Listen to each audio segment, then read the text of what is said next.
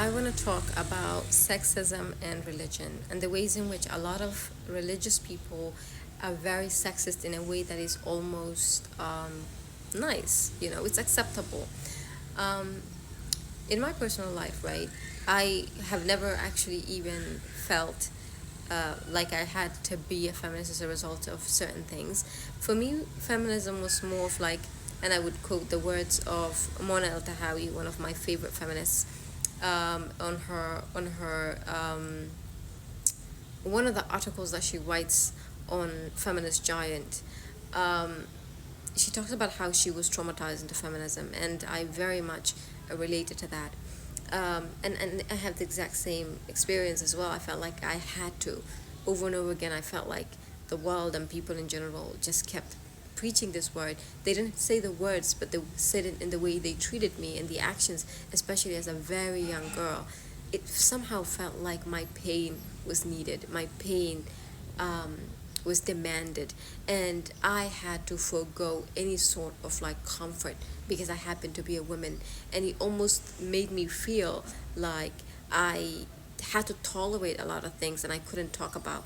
And even if I did talk about it, there was only a period of time that people would show sympathy or even some sort of like understanding of my situation. And then after that, they would feel aggravated by the fact that I felt very, you know, bad about certain things. I felt that I was hurt by something. I felt like I was demoralized by something, or I felt like I was held back as a result of something. In the instance of religious people, there is this need, specifically in the Somali community, because I am Somali. I don't believe that misogyny is something that happens in the Somali community alone. The patriarchy is global. No matter which community you come from, there is that dehumanization of women throughout history, and there is a way in which it shows up. In the ways in which you practice your culture and the things that are prominent in your culture and what we deem to be important, not important, acceptable or unacceptable in my community. I've noticed that whenever there is an incident, and because I am a person, and of course there are a lot of things that happen to me as a result of the things that I do go through. There is this way in which somebody would say, what is iska dumaraad tahay, so what iska dhici kartaa waxa amal qalad waaye.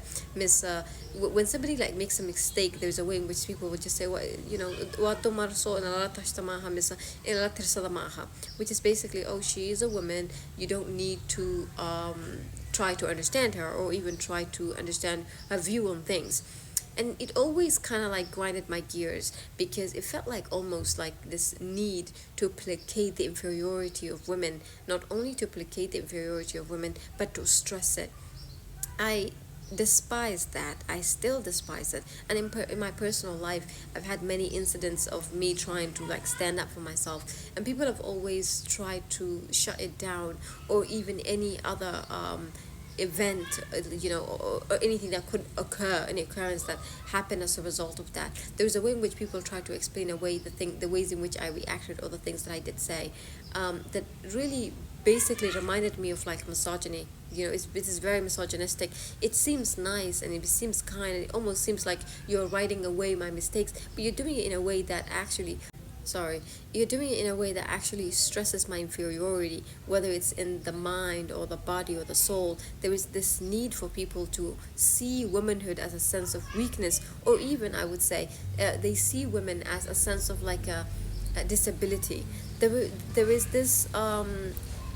this way in which people move around, especially in my community, because again, I am from my community. I don't know how other people in other communities do, because every time I do criticize misogyny in the Somali community and the ways in which they treat women, there are people in the comment section in the community who are complaining, or people outside it who are trying to make it seem like their community is so great and that they're above it, and it's like just like a Somali thing.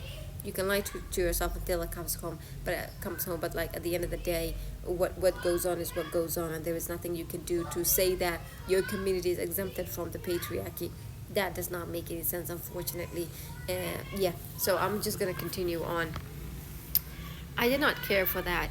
And I think religion definitely plays a big role in that, because there are genuinely people who sit and think that religion has the answer to women as a class. And I would say, actually, no. It's one of the reasons why I do not like to get online and be a defender of religion and stuff like that. I genuinely think it's not. I don't see anything in religion that makes it look like it's outside systems of oppression. If anything, most instances, it's literally feeds on to oppression. People might not like it, but it is the truth. But yeah, I think also like there is a book on nice racism. I would say I kind of use the sentiment and the terminology of nice racism and what it means when somebody is talking about nice racism to explain nice sexism in a patriarchal society. A lot of people genuinely are very disrespectful towards women. They don't see women as full-fledged individual, complex individual who are capable of complex thoughts, or who happen to be complex. I have no desire to be reduced to a stereotype. I have no desire to be reduced, or my labor demanded to be part of like an oppressive society or culture. So for me, I just thought that was like an interesting observation.